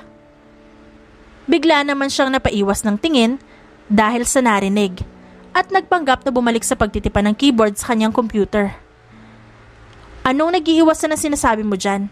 Alam nyo kayo? Issue rin kayo eh. Tambak na nga tayo ng misyon, ganyan pa inaatupag nyo. Wala ba talagang dapat i-issue? Mapang-asar na tono ni Nine pero sinamaan lang siya ni Beatrice ng tingin. Oh, sakto pala, andito si Uno. Uno! Nanlaki naman ang mata ni Beatrice at agad na yumuko dahil sa pagsigaw ni Nine sa codename ni Theo. Nababaliw ka na ba, Nueve? FO na talaga tayo kapag pinapunta mo yung isang yan dito. Mahina, ngunit mariin niyang sabi sa kaibigan. Mahina namang natawa si Nine sa inakto niya. Oh, akala ko ba hindi kayo nag-iiwasan? Anong ginagawa mo dyan? Pang-aasar nito. Inis na pinaningkitan niya ito ng mata bago umayos muli ng upo dahil mukhang pinagtitripan na naman siya nito. Alam mo, Nueve, stress na nga ako dumadagdag ka pa. Kumukulot lalo ang bangs ko sa'yo. Ano ba kasing nangyari sa mission nyo at ganyan kayong dalawa? Wala naman siguro something na literal na nangyari sa pagitan nyo, no? Mapaghinala nitong tanong. Hinampas niya agad ang braso nito. Gaga, yung utak mo iba rin, no? Walang something na nangyari between us. Basta, awkward lang kami sa isa't isa, yun na yun. Kasi secret, isa ka talagang dakilang marites. Bumalik ka na nga sa table mo. Pagtataboy niya rito. Makahulugan naman siyang tiningnan ni Nine. Bakit ba sobrang affected kayong dalawa sa something na nangyari na yan? Baka kasi, binibigyan nyo ng ibang meaning, kaya naiilang kayong dalawa ngayon. Ang pahabol pa nitong sabi, bago tuluyang bumalik sa table niya. Hindi ko binibigyan ng ibang meaning, no? Pahabol niya ring depensa. Kayo ang sabi ko, hindi ikaw lang. Defensive. Balik sambit ni Nine sabay tawa. Hindi naman na niya ito pinansin pa. At humarap na ulit sa computer niya, pero hindi na siya muling makapag-focus dahil nanatili ang sinabi ng kaibigan sa isip niya. Binibigyan ko ba ng ibang meaning? Pagkausap niya sa sarili na agad niyang ikinailing. No. Bakit ko naman bibigyan ng ibang meaning yung sinabi niya, no? Baka siya yun. Pagdepensa niya pa sa sarili. Oo, tama. Siya yun. Tumangutango pa siya sa sarili niya bago mahinto dahil tila may mga matang nakatingin sa kanya na hindi naman siya nagkamali. Hindi ko alam na 40 mo na rin pala ngayon ang pagkausap sa sarili mo. Dinig niyang sabi ng isang pamilyar na boses. Saglit siyang mariin na napapikit bago balingan si Theo sa gilid niya. At may mapang-asar ng ngiti sa labi. Speaking of the devil, aniya sa kanyang isipan. Ano na naman kaya kailangan ng mahal na hari? Masungit niyang tanong. Nakangisi naman itong nakatitig sa kanya na agad niyang ikinailang. Kaya siya napaiwas ng tingin at kunwari ay inaabala ang sarili sa computer niya. Pinapatawag tayo ng head. Mamaya mo na raw kausapin ang sarili mo. Pang-aasar pa nito. Pinaningkitan niya ito ng mata at magsasalita pa sana Pero hindi na niya naituloy dahil sa itsura ngayon ni Teo sa harap niya. Nakangiti at mariin pa rin ang titig sa kanya na agad niya ikinailang at ikinaiwas muli ng tingin. Kunwaring padabog siyang tumayo sa upuan niya para talikuran ito. Ba't pa ganyan siya makatingin? Bulong niya sa sarili habang nauunang maglakad. Nang makarating sa office ng head, ay saglit na lang na naglitanya ito ng papuri sa matagumpay nilang misyon bago ipaalam na rin patungkol sa party ng agency na gaganapin kinabukasan sa rooftop ng building. Sa buong pag-uusap sa office ng head, ay walang masyadong naintindihan si Beatrice dahil okupado ang isip niya dahil sa mga tanong na tumatakbo sa isip niya habang palihim niyang sinusulyapan ang kaharap na si Teo na hindi niya maiwasang tingnan. Bakit tila hindi naman ito naiilang sa kanya ngayon at parang normal na ang pagkilos at pangaasar sa kanya? Kung ganon, siya na lang ba ang naiilang at iniisip pa rin ang huling usapan nila pagkatapos ng misyon? Napailing na lang si Beatrice sa sarili dahil sa mga tanong sa isip niya na hindi niya rin alam kung saan nanggagaling. Pagkatapos ng meeting ay nauna na siyang umalis at hindi na narinig pa ang pagtawag sa kanya ni Teo dahil sobrang okupado ang isip niya.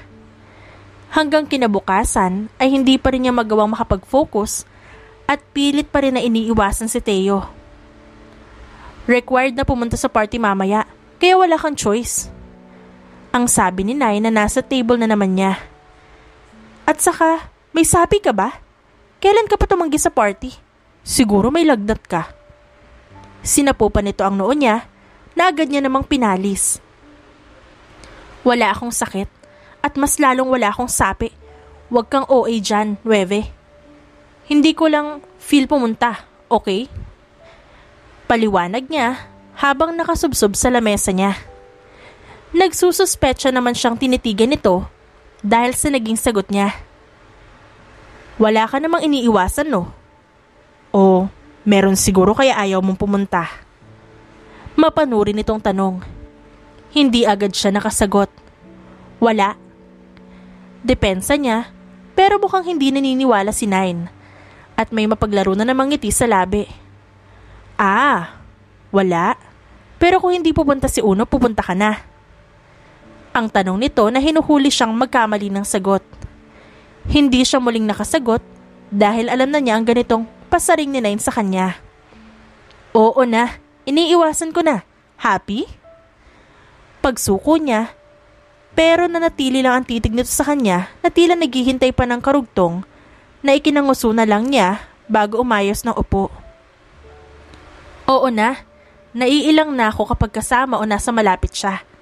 Tigilan mo na ako sa tingin mong yan. Bakit ka naman naiilang? Dahil ba sa something na nangyari sa inyo? Pang-uusisa pa nito. Pinanliitan niya ito ng mata. Kilala niya ang kaibigan at hindi ito titigil kung may gusto itong malaman. At mukhang wala siyang ibang choice ngayon. Oo, naiilang kasi ako.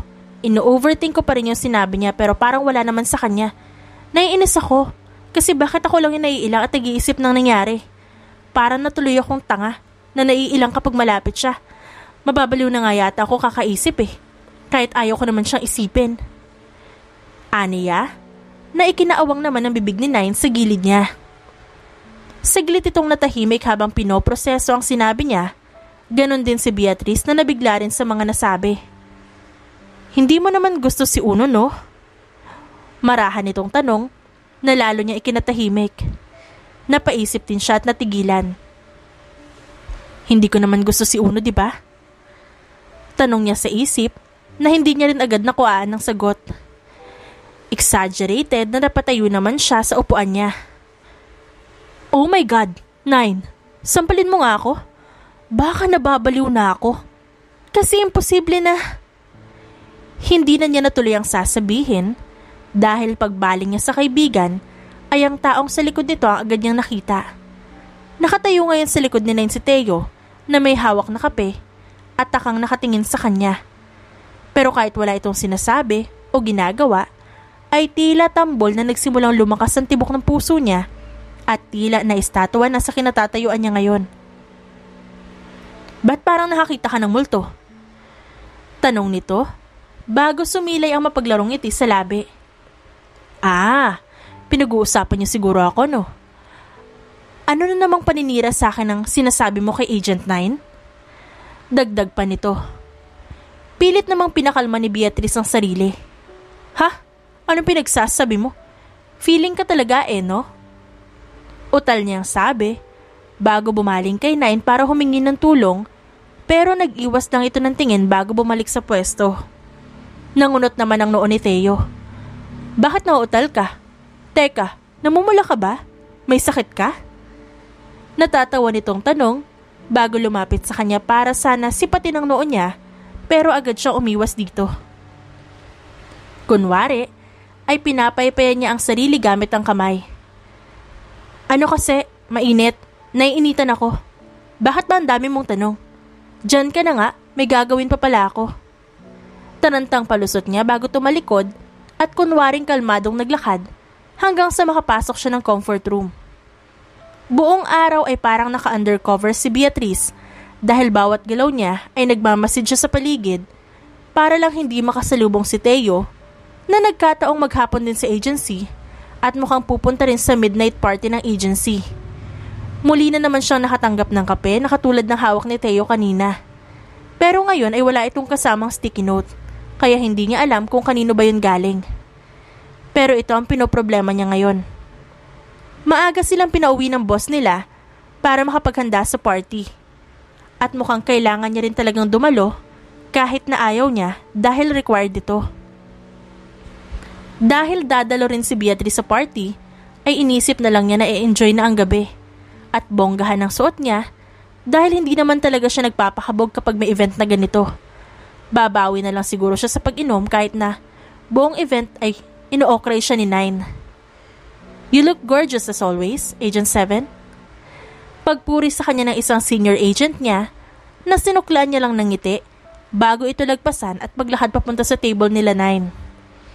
Halos 20 minutos na ang lumipas magmula nang magsimula ang party, pero hindi pa rin maipinta ang mukha ni Beatrice habang walang tigil na umiinom ng alcoholic drinks. Pumunta tayo rito para mag-enjoy at hindi bumasangot. Pagpuna sa kanya ni Nine na kumakain ng dessert sa tabi niya.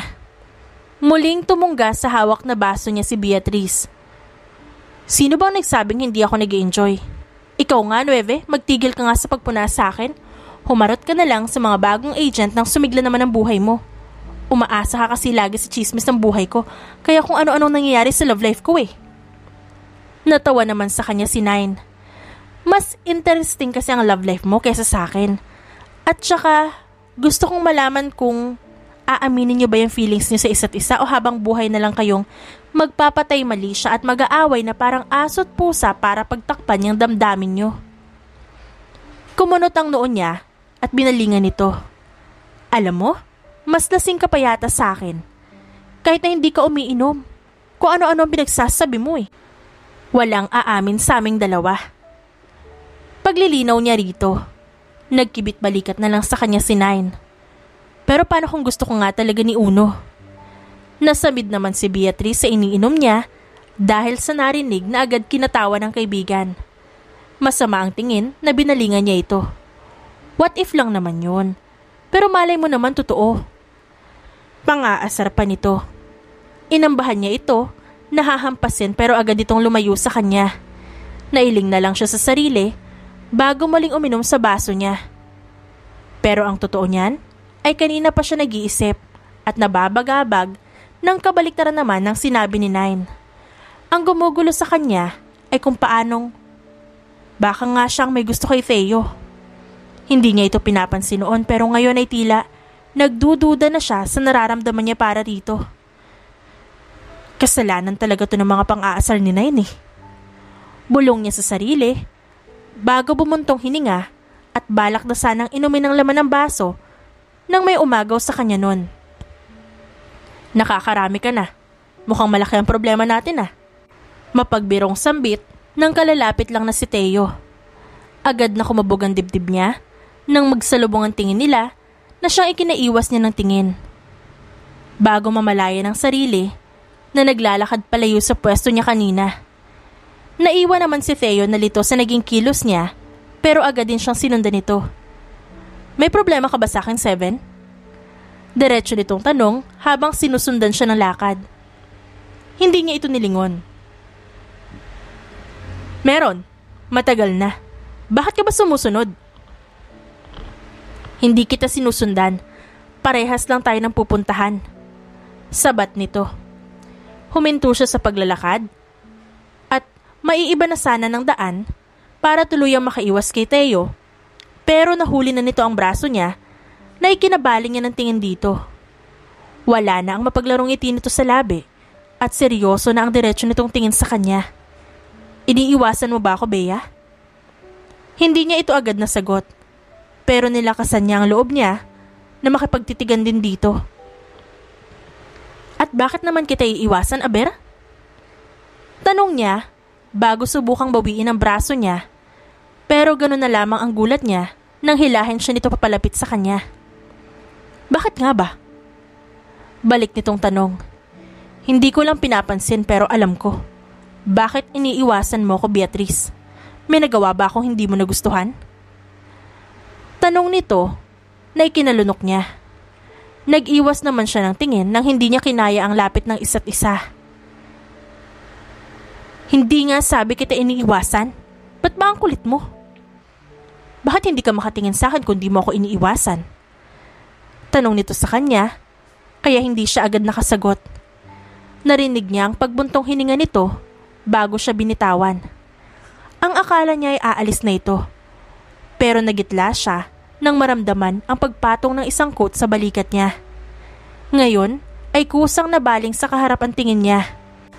Mariin pa rin ang titig sa kanya ni Theo na tila sinusubukang basahin ang tumatakbo sa isip niya ngayon. Alam mong malamig ngayon. Bakit hindi ka nagdala kahit ng blazer? Sabi nito na tila binabaliwala ang pinag-usapan nila kanina.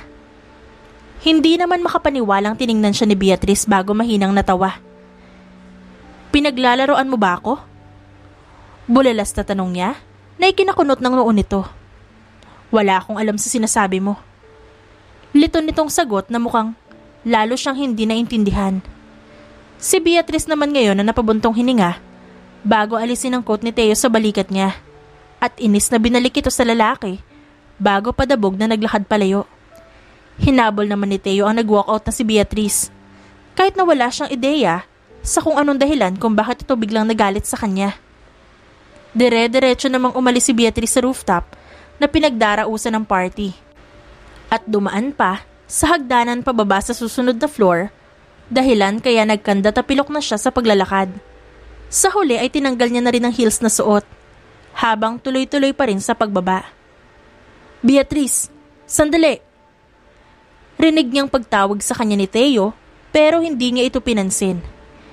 Hindi niya maintindihan kung dala lang ba ng alak pero masama ang loob niya ngayon dahil sa halo-halong emosyong nararamdaman niya.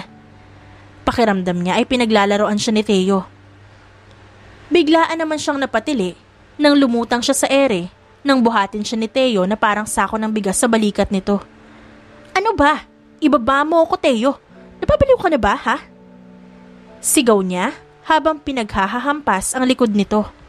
Aray! Huwag kang malikot kung ayaw mong ihulog kita sa bintana ng building.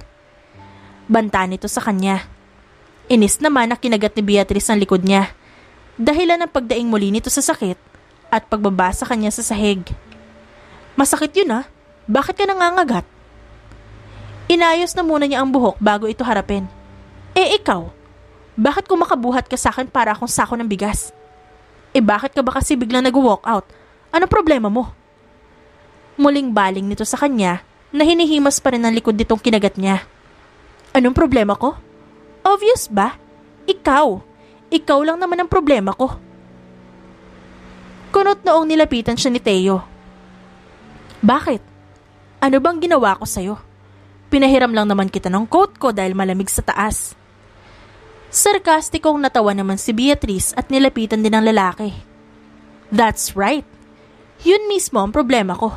Yung pagiging gentleman mo out of nowhere. Gulong-gulo na nga ako sa nararamdaman ko para sa'yo, Hindi ko nga alam kung gusto na ba kita o ano tapos heto ka. At mas lalo mo pang ginugulo dahil sa mga mixed signals mong yan. Muling bulalas ni Beatrice na hindi na napigilan ng sarili dahil sa bugso ng damdamin. Kapwa natigilan ng dalawa dahil doon na tila parehong pinoproseso pa ang narinig. Ang mahinang tugtog mula sa rooftop na lang ang namagitan sa kanilang dalawa nang kapwa sila matahimik dahil sa hindi inaasahang litanya ni Beatrice na kahit siya ay hindi inaasahan ng sinabi. Agad siyang napaiwas ng tingin nang ma-realize ang mga binitiwan niyang salita. Habang tila, pinoproseso pa rin ni Teo ang narinig mula sa kanya. What? Tila, lito nitong tanong. Wala, kalimutan mo na ang lahat ng sinabi ko. Lasing lang yata ako. Palusot niya, para hindi na ulitin pa ang sinabi kanina. Tuluyan ang tinalikuran ni Beatrice si Teo, at mariin siyang napapikit. Pinagsisisihan na ang mga nasabi niya, ngunit hindi pa man siya nakakatatlong hakbang, ay naramdaman niya ang muling paghila sa kanya ni Teo. Dahilan para mapahinto siya at muling mapaharap dito. Sa tingin mo makakaalis ka ng ganon-ganon lang? Pagkatapos mong magbitaw ng ganong mga salita? Ang tanong nito na may ngiti sa labi at mukhang naproseso na ng isip niya ang mga sinabi ng dalaga. Pilit namang binawi ni Beatrice ang braso niya pero hinila lang siya papalapit lalo ni Teo hanggang sa bumangga na siya sa katawan nito. Ngayon ay talagang magkalapit na sila. Bitawan mo nga ako, sasamain ka talaga sa akin, Teo. Pagbabanta niya. Mahina naman itong natawa, sabay iling sa kanya. Not now, Beatrice. Panindigan mo tong bilis ng tibok ng puso ko ngayon. Dahil hindi na kita pakakawalan pa. Ano bang sinasabi mo? Utal nang sabi ni Beatrice, kahit naramdam niya ang malakas na kabog ngayon ng dibdib niya. Hindi na nga niya alam kung kay Teo pa ba yun o kanya talaga. Nanatili lang ang ngiti sa labi ni Teo habang nakatitig sa kanya hanggang sa maramdaman niya ang marahang paghawak nito sa kanyang kamay na hindi kalaunan ay idinikit nito sa sariling dibdib. Ngayon ay mas dama niya palalo ang malakas na kabog ng dibdib nito. Hindi na niya makuha pang magsalita o kahit gumalaw man lang sa pwesto niya. Nalilito siya sa kung anong gusto talagang iparating nito sa kanya. Mahinang natawa si Teo sa sarili na kaagad namang nakakuha muli ng atensyon niya. I never thought I would confess my feelings like this. Panimula nito na ikinalunok niya ng laway dahil sa kaba. Pero wala eh. You're really unpredictable. Sinimulan mo na to, kaya I should grab the opportunity. Hindi ko alam kung maniniwala ka pa dahil palagi mo naman akong pinagdududahan pero Beatrice San Diego, sa tingin ko hindi na lang pagkakagusto ang nararamdaman ko para sa iyo ngayon. Sa tingin ko mahal kita. Napaawang naman ang bibig ni Beatrice at tila saglit na nabingi dahil sa mga narinig. Hindi niya inaasahang magtatapat si Teo sa kanya nang nararamdaman nito. Hindi niya magawang makapagsalita o kahit makapag-isip ng tama dahil tila nalunod siya sa mga sinasabi nito, maging sa mga titig nito ngayon sa kanya. Ramdam na ramdam niya ang lalong pagwawala ng puso niya ngayon sa kanyang dibdib na sa sobrang lakas ng kabog ay tila lalabas na. Panimula niya habang nanatili ang titig ng lalaki sa kanya. I really don't know what to say right now. Sa wakas ay sambit niya.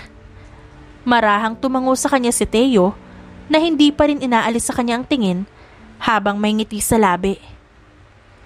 Alam ko, hindi mo naman kailangan sumagot. Gusto ko lang malaman mo ang nararamdaman ko, Bea. Sambit nito. Sa hindi maipaliwanag na dahilan, ay hindi mapigilan ni Beatrice ang pagsilay rin ng ngiti sa labi niya dahil sa nalaman at sa paraan ngayon ng pagbigkas nito sa pangalan niya. Tila ang katitigan niya ngayon ay hindi ang Teo na kilala niya. Dati ka bang mangkukulam? Tanong niya out of nowhere. Natawa naman si Teo dahil sa biglaan nitong tanong. Ha? Syempre hindi. Ano ba namang tanong yan? Ang ganda na nga ng moment oh. Natawa na rin siya dahil sa naging reaksyon nito. Bakit? Masama bang itanong? Baka kasi kinulam mo lang ako. Kaya ngayon tingin ko gusto na rin kita. Si Teo naman ngayon na natigilan dahil sa narinig at hindi agarang nakapagsalita. Lalong lumawak ang ngiti ni Beatrice. What? Are you playing with me right now? Mahinang tanong nito sa kanya na mas mukhang hindi inaasahan ang huling sinabi niya. Hindi siya sumagot at makahulugan lang itong tinitigan bago bahagyang tinagilid ang kanyang ulo at bumaba ang tingin sa labi ni Teo. Binawi niya ang kamay niyang hawak nito para higitin ang batok ng lalaki at tuluyang halikan nito sa labi bilang sagot. Saglit na natigilan naman si Teo dahil sa pagkabigla. Kaya nang humiwalay na sa kanya si Beatrice na malawak ang ngiti ay hindi siya nakakilos. See you tomorrow, lover boy. Nakangiting sambit ni Beatrice bago humiwalay kay Teo at tumakbo papalayo rito na nakapaa at bitbit pa rin ang heels niya. Hindi niya alam kung bakit siya tumakbo. Pero ang alam niya lang ngayon ay masaya siya. Kahit na nakapaa siyang tumatakbo ngayon sa hallway ng agency. Naiwan namang nakatayo si Teo at bahagya na lang natawa sa nangyari ng sa wakas ay makabawi siya. Nakangiti na lang niyang pinanood si Beatrice na ngayon ay parang batang tumatakbo papalayo sa kanya. Kinabukasan ay sinalubong si Beatrice ng bulaklak at tsokolate sa table niya pagpasok sa agency na agad pinagbulan ng tuksuhan na pinangunahan ni Nine. Hindi niya yun inaasahan pero ang lahat ng iyon ay mula kay Teo. Hanggang sa ang pangyayaring iyon ay naging araw-araw na senaryo ng table niya. Nagsimula na ring lumabas ang dalawa na si Teo ang nagpasimula sa palagian nitong pag-aya kay Beatrice na hindi naman mahindian ng dalaga. Wala pa ring malinaw na label kung ano ba talaga ang status ng relasyon nila, pero ang importante ngayon para sa kanila ay masaya sila. Hindi pa rin nawawala ang asaran sa pagitan nilang dalawa, pero hindi na katulad ng mga bangayan nila noon. Suportado naman sila ng tito ni Teo na head ng agency nila, pero kahit na ganoon ay hindi lantarang nagkikita sa agency ang dalawa dahil gusto nilang ihiwalay ang trabaho sa personal nilang buhay. Ganun pa man, ay malay naman ng mga kapwa agent nila sa estado nilang dalawa na palagi pa rin tinutukso si Beatrice kay Teo. Pagkalipas ng ilang buwan, ay ramdam ni Beatrice na lalo pang lumalalim ang pagtingin niya kay Teo. At sigurado siyang hindi na lang ito basta pagkakagusto lang. Mas malalim na at mas seryoso pa roon. Sigurado ka pang magiging ayos ka lang dito? Baka mamiss mo ako agad. Panunukso ni Teo kay Beatrice habang tinutulungan niya itong mag-impake para sa out of town na misyon nito. Ang feeling mo naman masyado. Pambabara niya rito na ikinatawa lang nito bago isinandal ang ulo sa balikat niya. Kailangan ko ata ng hug para ma-fully recharge. Parinig nito sa kanya. Napairap naman sa hangin si Beatrice. Magtigil ka. Hindi ka makakalusot kahit magparinig ka pa ng ganyan, Teo. Ikaw rin. Baka mamiss mo ko. 3 weeks din ako mawawala. Pahabol pa nito na hindi nasagot ni Beatrice. Namayani ang katahimikan sa kanilang dalawa habang bumagal naman sa pagtutupi niya si Beatrice na mukhang may malalim ng iniisip. Napansin agad yun ni Teo kaya muli siyang napaayos na upo.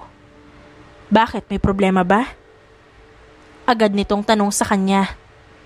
Hindi naman siya agarang nakasagot at nanatili lang natahimik habang nasa ibaba ang tingin. Lumapit na sa kanya si Teo dahil iba na ang pakiramdam nito sa biglaan niyang pananahimik. Bea, may gusto pala akong sabihin sa'yo. Hindi naman nagsalita si Teo at naghintay lang ng susunod niyang sasabihin. Kahit may kung anong namumuong daga sa dibdib nito. Nanatili naman siyang nakayuko bago bumuntong hininga. Alam mo, sa tingin ko, mas makabubuti kung ititigil mo na tong panliligaw mo sa akin, Teo.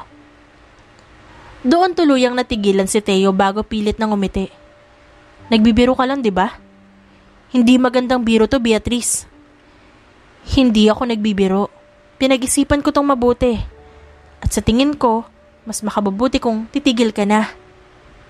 Hindi pa rin niya magawang lingunin si Teo na ngayon ay hinahawakan na ang kamay niya ng mahigpit. May namumuo ng kaba sa dibdib ni Teo dahil alam niya ang ganitong tono ni Beatrice. Seryoso ito. Bakit? Bakit biglaan naman yata? May nagawa ba ako? Dahil ba to sa pag-alis ko? Hindi na ako tutuloy sa misyon kung gusto mo. Huwag lang ganito. Ang halos pagmamakaawa ni Teo habang pilit hinuhuli ang tingin niya. Bea, tignan mo naman ako. Mariin namang napapikit si Beatrice. Nananatiling nakayuko hanggang sa hindi na mapigilan ng luhang kusa nang tumulo mula sa mga mata niya. Doon na siya napatakip ng muka. Nataranta naman si Teo sa tabi niya at hindi alam ang gagawin para mapatahan siya kahit maging siya ay halo-halo na rin ang emosyon ngayon. Huwag ka nang umiyak. Kung gusto mo na talaga akong tumigil, rerespetuhin ko ang desisyon mo. Litanya nito habang pinipilit na patahanin siya. Umaya siya ng upo dahil sa narinig kay Teo. Tumigil ka na sa panliligaw mo. Tumigil ka na kasi sinasagot na kita. Dagdag niya, sabay tawa, kahit walang tigil pa rin ang mga luha. Hindi naman agad nakapag-react si Teo at pilit na pinoproseso ang nangyari bago nito na ihilamos ang kamay sa mukha niya. God! Bulalas niya habang nakatakip pa rin ang kamay sa muka at hindi na makapagsalita. Natatawa naman si Beatrice na niyakap ang nakayuko ngayong si Teo. Sorry na agad. Gusto ko lang maging unforgettable ang moment na to. At yun lang ang naisip kong way na hindi na ako gagastos pero gagawa ko ng eksena. Masayang pagpapaliwanag niya. You got me really bad. Natatawa na ring sabi nito na nagpupunas na ngayon ng luha. Teka, umiiyak ka ba? Oh my God! Teo, ba't umiiyak ka? Ano ka ba? Tingin mo ba talaga pahihintuin kita? Ikita mo namang patay na ako sa'yo. Kahit yata ayain mo ako magpakasungin, papayag ako eh. Mahabang sambit niya habang natataranta dahil totoo ngang umiiyak to. Natatawang nagpunas na si Teo ng luha at nakangiting sinalubong ang mukha ni Beatrice. Dahil pinaiyak mo ko at tinakot mo ko, panindigan mo na to, Bea. Sambit nito bago may kinuhang isang maliit na blue box sa bulsa. You're really unpredictable. Tignan mo ngayon, naunahan mo na naman ako. Natatawa niya pang dagdag. Si Beatrice naman ngayon ang hindi makapagsalita. At clueless na tiningnan si Teo bago bumaling sa maliit na box ngayon sa palad nito. Ang kaninang mga luhang pinunasan niya ay muling nagbalik na parang bugso ng ulan. Nagbibiro ka ba? May camera ka rito, no? Teo naman, sasakalin talaga kita kapag prank lang to. Pag-iinarte niya habang tinitignan ng box na ngayon ay nakaharap sa kanya. Seryoso ba to? Mahinang natawa naman si Teo dahil sa naging reaksyon niya. Hindi to prank at mas lalong walang camera. Pero I want to treasure this beautiful moment of us in my memory. Ngiti niyang sabi bago buksan ang maliit na box na hawak kung saan may laman na 2 singsing. This is a promise ring. And I want to ask you, Beatrice San Diego, will you be my girlfriend? Napatakip naman sa bibig niya si Beatrice para pigilan ang mga hikbi niyang gustong kumawala habang patuloy ang pagdaos-dos ng mga luha sa pisngi niya. Hindi ba pwedeng, will you marry me na agad? Hirit niya sa pagitan ng pag-iyak. Natatawang nailing naman si Teo. Bea naman. Nakangiting tumangutango siya. Yes. Oo. Syempre. Masigla niyang sagot bago yakapin ng mahigpit si Teo na ngayon ay nobyo niya na talaga. Nang kumawala sila sa pagkakayakap, ay sinuot muna ni Teo ang singsing sa daliri ni Beatrice at ganon din ang ginawa nito sa kanya. Masaya nilang pinagdikit ang kanilang noo habang walang tigil pa rin ang luha ni Beatrice na paulit-ulit na pinupunasan ni Teo. Dapat may kontrata tayo eh. Baka kasi umatras ka pa. Kahit itali mo ako sa'yo ngayon, hindi na ako aatras. Pareho silang napangiti sa sarili bago halikan ng isa't isa. Nang araw na yon, opisyal na nagkaroon ng label ang relasyon ni Beatrice at Teo. Pareho man nilang hindi inaasahan na aabot sila sa ganito, masaya naman silang ito ang naging bunga ng mga bangayan at asaran nila. Sa pagdaan ng buwan at taon, ay nanatiling masaya at napuno ng magagandang alaala ang pagsasama nila. Nanatili pa rin silang agents dahil mahal nila ang kanilang trabaho. Pero ngayon, meron na silang isa't isa, ay kailangan nilang mas maging maingat pa sa bawat misyon na tinatanggap nila. Meron pa ring pagkakataon na nagkakatambal sila sa ilang misyon, pero hindi katulad ng dati na puro sila kontrahan. Mas maayos na sila ngayon dahil gamay na nila ugali ng isa't isa. Pagkalipas ng 7 taong pagsasama ay sa wakas, nag-propose na rin si Teo kay Beatrice na taon-taon nitong pinaghahandaan at pinagdadasal. Sure ka na ba sa desisyon mong to? Tanong ni Beatrice kay Teo matapos nitong mag-propose sa kanya. Umarte naman ito na tila nag-iisip na ikinasama ng kanyang tingin bago siya hampasin nito. At talagang nag-isip ka pa. Biro lang. Pero kahit siguro paulit-ulit akong bumalik sa buhay na to, hindi na magbabago ang desisyon ko. Dugtong niya, bago halikan si Beatrice sa noo at titigan ito sa mata. Ikaw at ikaw lang ang nag-iisang babaeng nakikita kong makakasama ko sa habang buhay. Ikaw lang, Beatrice. 1 taon pagkatapos ng proposal na yon, ay sa wakas, ang pag-iibigan nilang nagsimula sa bangayan ay tuluyan nang nauwi sa kasalan. Dinaluhan niyon ng halos mga kapwa nila agents kasama si Nine. At isa na yun siguro sa pinakamasayang araw nilang dalawa. Pero, hindi pa rin nagtatapos ang kwento ng pag-iibigan nila Teo at Beatrice. Dito pa lang ito muling nagsisimula. Dahil paniguradong marami pa silang pagdadaan ng dalawa. Pero isa lang ang tiyak sa lahat ng yon. Haharapin nila ang bawat pagsubok ng hawak kamay, ang bawat isa, hanggang sa dulo. The end. At dyan nagtatapos ang ating kwentong pinamagatang Mission Don't Fall.